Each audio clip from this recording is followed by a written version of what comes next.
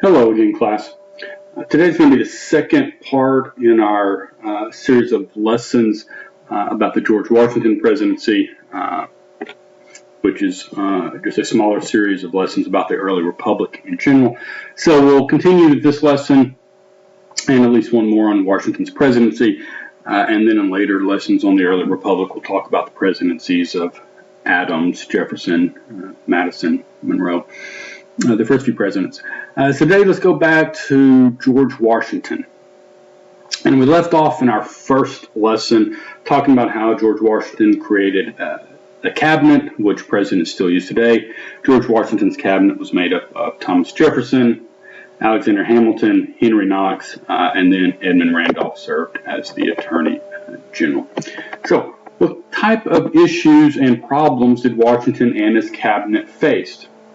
Well, as you may have guessed, if you remember back from our lessons about the French and Indian War, wars are very expensive.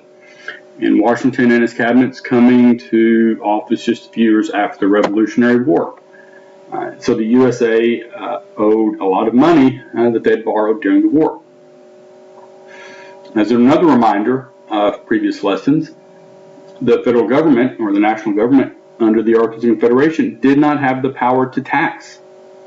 So Washington and his Treasury Secretary, Alexander Hamilton, came into office with this huge debt, but a national government that had never really raised taxes before. They could ask the states to raise taxes or to issue taxes and to give them money, but the states really didn't have to do it. The federal government couldn't force them to do it. So now, for the first time, the federal government can raise taxes and start paying off debt. So Washington and his cabinet, led on this issue by Alexander Hamilton, is going to have to figure out how to pay off this debt. And Alexander Hamilton does have a plan. It's going to be opposed by other members of Washington's cabinet, namely Thomas Jefferson. But Alexander Hamilton has a plan to pay off this big debt. All right, so who was Hamilton? You don't have to write this background, but just kind of understand a little bit about background on Hamilton. Some of this you know if you've ever seen the Hollywood musical that's on the Disney Channel now. But he was an immigrant and an orphan from the Caribbean island Nevis. That is a small island in the Caribbean Sea. It's so small it really doesn't show up on most globes or maps. You have to really zoom in on that area to see the island. As you may remember, he was on Washington's staff during the Revolutionary War. And he was the author of about 50 of Federalist Papers. So he was very much for the Constitution, for creating a stronger federal government that could actually function. And part of this came about his experiences on Washington's staff. He saw, like at Valley Forge, how the national government under the Articles of Confederation couldn't do things like raise money to buy soldiers shoes and food and blankets and such.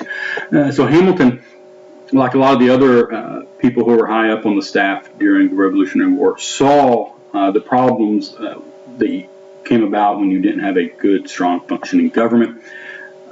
So he was in favor of a stronger federal government. This is going to really feed into the plan, and he's going to come up with what we talk about here in a minute. And he's now known as the primary creator of America's financial system, in large part through the plan we're about to talk about. All right, so remember, Hamilton is going to be pushing for a stronger federal government. And we're going to see not everyone wants a stronger federal government. Think about our lesson on the Anti-Federalist. When the Constitution was ratified, there's a strong or a large portion of the country who's skeptical and suspicious of a large federal government and wants as much of the power as possible to remain with the states. So that's going to be a big fight as we go on. And quite frankly, that's still a fight that we have today. All right, so a lot of the political issues we still fight about today go all the way back to Washington's presidency. All right, so what was Hamilton's plan for paying off the debt? All right. He wanted the federal government first to pay off its own debts and the states' war debts. So remember, Up until the Constitution, the states really functioned as 13 separate countries, in effect. Remember, the Articles of Confederation was a firm league of friendship, is what they called it. Okay? So each of the states had acquired debts during the Revolutionary War, and the federal government had acquired its own debts. So you had all these debts out there. And Hamilton said, the federal government should pay off all of them. I was going to say this is going to be very, very controversial. He wanted to increase revenues through tariffs. And thirdly, in order to manage the flow of the money and control the money supply in the new country, Hamilton wanted to establish a national bank. So, what would the result of these steps be? Well, they're all going to push towards making the federal government stronger. Okay, so remember, Hamilton was a Federalist. F for Federalist, F for favoring federal government. All right, the three F's there. Federalists favor a strong federal government.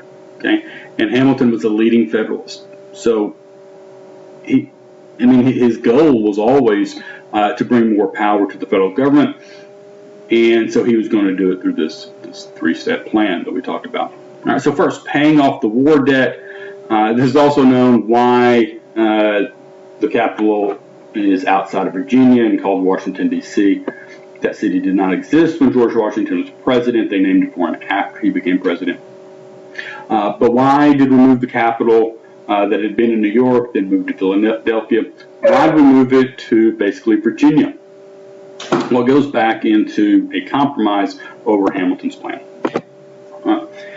Hamilton's plan to pay off the state's war debts is called the Assumption Plan.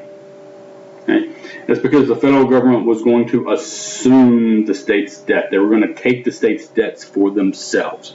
All right, so we call this the Assumption Plan. Now, you would think, hey, the states would like that. Well, some did, but some didn't. Because many states, especially those in the South, had already paid off their debt. So they hated this idea. All right, their argument was, wait a minute. So take Virginia, which is where Thomas Jefferson was from, as well as Washington. But Jefferson's going to lead the charge against this idea. Jefferson's from Virginia, and their position is going to be, wait, Virginia paid off its debt. Now, these national taxes that are going to be paid in part by all the states are going to be used to pay off other states' debts. But that's not fair to Virginia. Because they're going to have to be paying in national taxes, but they're not going to get any benefit from this system because they don't have any debts to pay off. All right, so Virginia's basically going to have to pay, in effect, twice. They paid off their own debts, and now through national taxes, they're going to have to pay off other states' debts as well. All right, so people from Virginia and other states really did not like this idea. All right, Jefferson and Madison, both from Virginia. Remember, Madison, now he was a Federalist. He wanted the Constitution ratified, but for the rest of his career in presidency, he's really going to be more like the anti-Federalist. He's going to fight against the expansion of federal power. He's really going to be on Jefferson's side in a lot of things. And Madison was the key figure in Congress. He's the legislative branch. Jefferson's the other leading member in Washington's cabinet. And they're going to oppose this idea because neither of them wanted a stronger federal government. But just like all the compromises we talked about when we talked about the Constitution, the Great Compromise, the Three-Fifths Compromise, and Slave Trade Compromise, there's going to be another compromise to really get the country started. So what's that compromise? Jefferson and Madison are going to support Hamilton's plan. Now, they didn't like it, but they were going to tell the members of Congress, the other members of the legislative branch, to vote for Hamilton's plan, that the federal government could assume the debts. And in exchange, Hamilton would support Jefferson and Madison's desire to put the new capital essentially in Virginia. It's really going to be on the Virginia-Maryland border, but it's real close to George Washington's house. It's essentially, being put in Virginia as a favor to Jefferson and Madison and Washington. And so Jefferson and Madison give up their opposition to Hamilton's assumption plan in order to get the state capital in Virginia. They thought that the capital was by Virginia, that this would create a lot of power for Virginia. Over the last 200 years, it hasn't really worked that way, but that was their thought. Okay. So the result, so Washington, D.C. is built close to George Washington's home. If you've ever traveled to Washington, D.C., you can also go visit George Washington's home. I forget, it's been a while since I've been there. But honestly, it's really just a 30-minute to an hour car ride outside D.C. It's real close. So, Washington, D.C. is going to be built by George Washington's home. Now, it's not going to be finished until after he's president, so Washington's never actually going to be president in the city named after him. John Adams will be the first president to be in Washington, D.C. But the capital's going to be built in Washington, D.C., and the federal government becomes a little bit more legitimate. Again, the Articles of Confederation, you had a firm league of friendship between 13 states that essentially acted like separate countries, but now there's more and more unification. Again, these states are united. That's where we get our name, United States. Okay, so the states are going to become united, and the federal government, by paying all of the outstanding debts for the other states, sort of again is drawing the states closer and closer together. They're going to be helping paying off each other's debts now. That's going to draw them more into this united country. All right, and that's going to be a theme for the rest of this school year. All right, this move towards, under the Articles of Confederation, you had 13 separate states, 13 separate countries that were friendship in an alliance. We're going to have more, the rest of this year is about those states becoming more and more of a unified country. Now, obviously, the Civil War is going to test that, but in the end, the people who wanted all the states to be unified and didn't want the states to break away are going to win the war, so the country becomes even more unified. That's going to be a theme for the rest of this school year, so pay attention to it. See how all of these actions that are going to be taking are creating more and more power in the federal government, creating a more and more unified country. And it starts with this assumption plan. All right. Hamilton also proposed raising money primarily through tariffs. All right, tariffs is going to be a vocabulary word, so in your notes, make sure you mark it, probably write it out to the side there in that side margin on your focus notes or your Cornell notes. Tariffs are taxes on goods imported from other countries. Import just means to bring in. All right, so if you look at that chart we have right there, not chart, but diagram or picture, whatever you want to call it, you'll see, if you have cloth being made in Britain and it's sent to the United States, a tariff is a tax. All right, think about when you go to the store now and you have to pay sales tax. So you go to the store, you buy a candy bar for $1, you're going to end up paying $1.08 because you have an 8% sales tax. That's sort of what a tariff is, except it's things from coming in. So when goods come in from Europe, a tariff would be on them, so the price would go up. So for instance, this cloth made in Britain that costs $4 in Britain, you put a 25% tariff on it, so that adds $1. All right, and so now when someone wants to buy it in America, you have to pay $5. And the result of that is this helps businesses in America who create cloth. Because now that American cloth is made for $4, well, it's now a whole $1 cheaper than the cloth coming from Britain.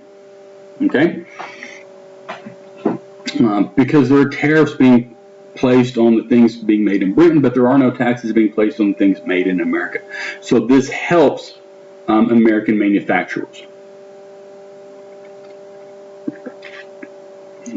So this is going to be controversial because, well, if you remember from going back to our very first lessons on the colonies, what's the South? The South is all agriculture. All right? They don't make things. They grow things in the South, but they're not making things. They're not making cloths and things. So these protective tariffs aren't helping them. They're only helping the North, and this is going to cause a lot of tension. But first and foremost, what did the tariffs do? Well, they did raise money. All right, remember, the federal government has to pay off $52 million in debt, so they need to raise money through taxes somehow. So the tariffs raised money, and again, they encouraged manufacturing by making goods from other countries more expensive. All right, so now if you have $4 and you want to buy cloth, you're going to buy it from a company in America as opposed to a company in Britain, because now that cloth in Britain costs more than from Britain costs more than $4. It costs $5. Now again, these numbers are just made up. These are just examples. Don't think that an exact roll of cloth costs exactly $4 during this time period. These are just made up numbers to prove a point. But tariffs help manufacturers at home. All right. If you've watched the news at all for the past 4 or 5 years, this has been a very big political issue. All right. Mainly with respect to China. Do we raise tariffs on goods coming from China to help American manufacturers? Politicians have been arguing about this for the last several years. All right, so you see these issues that we have today, we can look back in history and see how they worked in the past. And so this should form our idea of whether we like these ideas or don't like these ideas. All right. Okay. So again, this is why we study history, because we can see these issues, the same issues. Should we have an import tariff? All right. They were arguing about that in the 1780s. We're arguing about it in 2021. Okay. These issues come up over and over again. Now, again, we've already talked about this, so I'll just repeat it really quickly. Protective tariffs generally hurt the South because the South didn't make things. They grew things. All the manufacturers are up in the North. Okay, so this is going to be a foreshadow. The South and North have very different economic interests. All right? We're going to see this same play out over and over again for the rest of the school year. The third part of Hamilton's plan was creating a national bank. And by the way, I'll warn you right now, for probably a month or two, we're going to be talking about national banks off and on. Okay. So Hamilton wanted to create a national bank. Now, you don't have to write this down, but just understand it. Okay. So what are the benefits of the national bank according to Hamilton? Well, you have a place to put your money. If you're going to be collecting all these import tariffs, you're going to have all this money coming in, where are you going to keep it? You can store your money. You can make loans. Again, making loans can do two things. One, it helps American businesses, because now businesses have money to expand, to build manufacturing plants or that sort of thing. But they have to pay back the loans with interest. Right? So if you borrow $10, you have to pay back $11. That's generally how it works. And this interest creates revenue or money for the federal government. So again, creating more revenue that they can pay off their debt. And thirdly, you're going to create a national currency. All right. So instead of having Virginia money and New York money and Pennsylvania money, you're just going to have U.S. dollars. So everyone in all the states is going to use the same dollars, just like we do today. All right. So those are the benefits that Hamilton is trying to accomplish.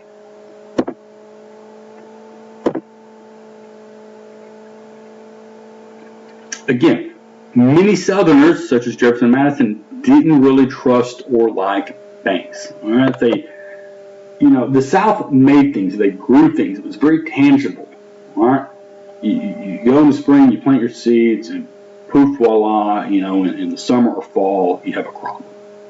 All right, you could see it, you could then grow it, you could send it to Europe, and they would send you back things that you wanted. It was very tangible, but they didn't really understand how banks make money. This doesn't make sense. They're not doing or making anything. They're keeping our money, and somehow they're making money off of our money. And Southerners were very distrustful of banks, so they didn't really like the idea of these banks.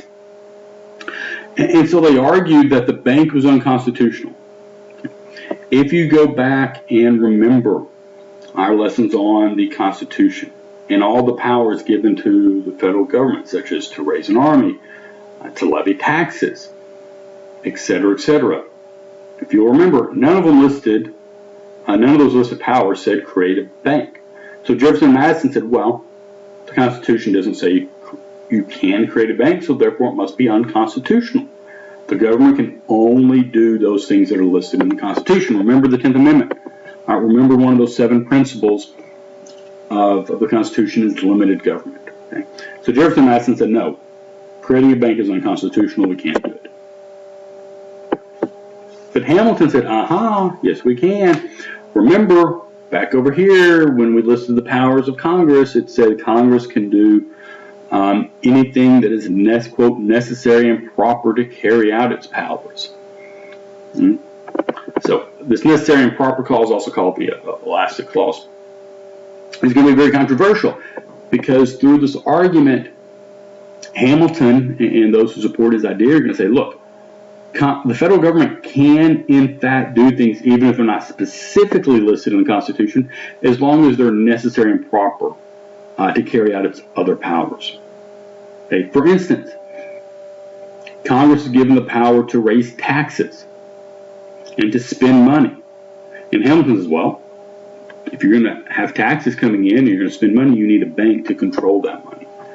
For instance, Congress can create a national currency like we just talked about. Hamilton's going to say, well, you need a bank to actually create this currency. So this is necessary and proper. That is Hamilton's argument. Ultimately, George Washington agrees with Hamilton and signs the law creating the bank. And so again, understand, now as we're going to talk about, George Washington was very much against political parties. He would not have considered himself a political party. And the first political parties are going to form between these arguments with Hamilton and Jefferson. So Washington was against political parties. He would not have seen himself as being a member of the political party.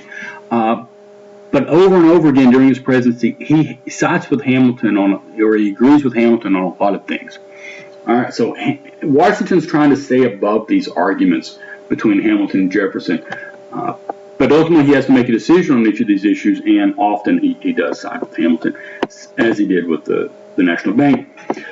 So Congress creates a law that, or writes a law that creates a bank, and they give it a 20-year charter. Charter is just a permission. So it means that Congress and the President can create a bank, but it's only going to last for 20 years unless they renew the bank. Unless they renew the law in effect. Okay. So remember that. Hamilton sort of won this battle. They're going to create, and the government's going to create a national bank, but it's only good for 20 years, and you're going to have to renew it for 20 years. And then when they renewed that, for 20 years, you're going to have to renew it again every 20 years. So this fight over the national bank is going to happen again and again. So I'm just giving you a warning. This won't be the last time we talk about it. Okay. Let's end this lesson here. That's our second lesson on George Washington's presidency. Those deal with some of the issues that were facing the nation, mainly this big debt from the war. Remember, you fight a war, you're going to have debt. You have to find a way to pay for it, usually after the fact. Hamilton had his three-part plan. The assumption of all the state's debts and the federal government would pay off those debts, to raise tariffs, which would both raise money for the federal government and help out the northern manufacturers, and finally create a national bank to handle all this money coming in and out. We'll learn about those today. Next time we'll start off talking about what's called the Whiskey Rebellion. And between now and this lesson, go back in your notes and look over Shays' Rebellion. Think about Shays' Rebellion and what the federal government could, or more importantly, could not do in response to Shays' Rebellion. And next time when we talk about the Whiskey Rebellion, we're going to contrast that and show, okay, now that you have the Constitution instead of the Ark of the Confederation, look what the federal government can do. The Whiskey Rebellion really shows the difference in the federal government that was created by the Constitution.